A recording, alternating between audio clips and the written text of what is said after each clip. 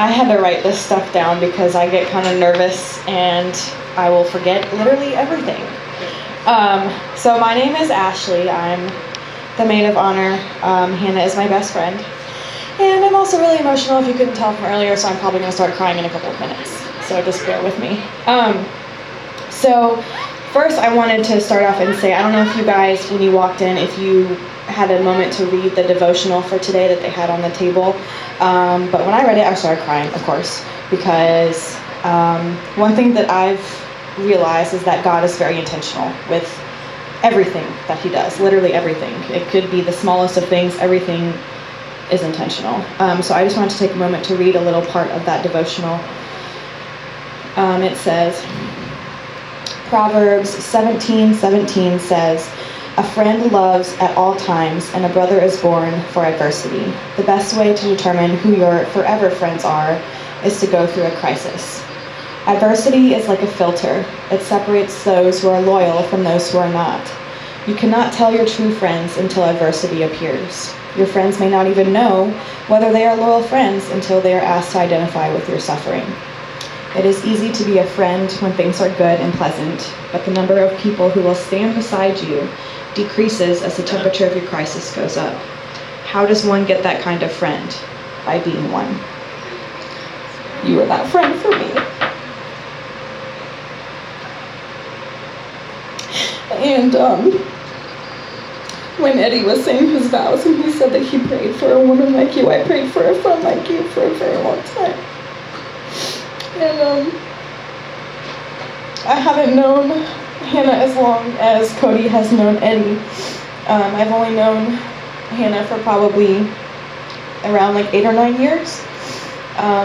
But our friendship didn't actually truly blossom until probably about 2 or so years ago.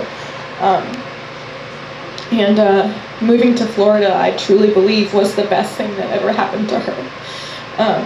She went through a lot during that move and before that move, and like I said, God's so intentional. She had to go through a lot of pain. She had to go through making a lot of mistakes to grow into the woman that she is today. And not only did she meet the love of her life in Florida, but she found God, and in him she discovered who she is. And her moving to Florida was also the best thing that happened to me, because I found God because of you. So a few years ago, I was at the lowest point in my life, and when Hannah moved away, our friendship kind of, I don't want to say like withered, but we just drifted apart. And the thing about Hannah is she would call me pretty much every day, and I would ignore her calls because I was in so much pain and I didn't want her to know how bad I was struggling.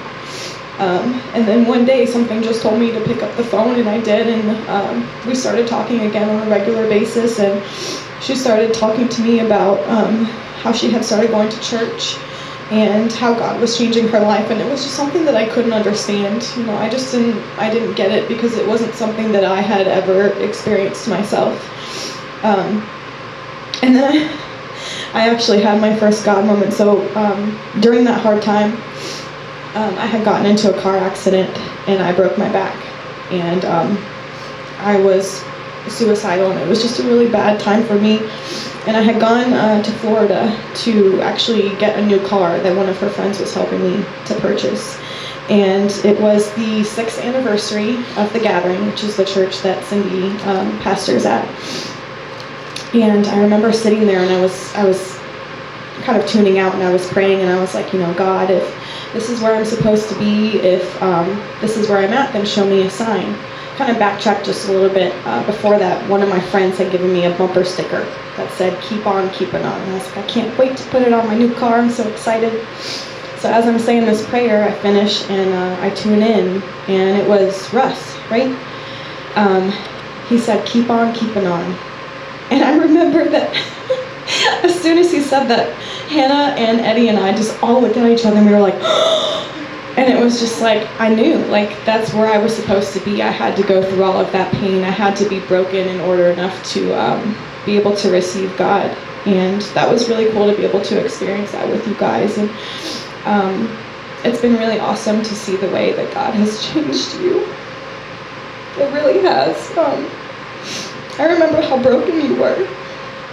I really do. It was really sad, and you've changed so much. You've truly blossomed, and the confidence that you have now is something that you can only get from God. And I'm so glad that I get to be a part of that. And not only have I been able to watch you grow, I've been able to watch Eddie grow too. I remember when I first met Eddie the first couple times, and you've always been kind of, shy and reserved, and I could tell that you had this wall up. And it's just been really awesome to see God break that wall down, to see you grow into a true man of God, into a true woman of God. To be able to watch each of you individually grow in your faith, but then to be strengthened together in your faith. And you guys have gone through a lot of things that most people would have given up. But because you put God as the center, you've been able to flourish and blossom. And it's just been a true, true blessing. And I cannot wait to see what God has in store for you guys, because you guys are so powerful together. And you've changed my life. You've changed other people's lives, and I'm just really excited to see what else you guys are going to do. I love you guys.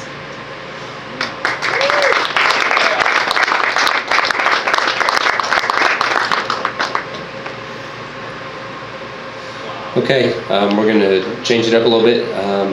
If I can have Louie and Hannah out to the dance floor, so Hannah can dance with her stepdad.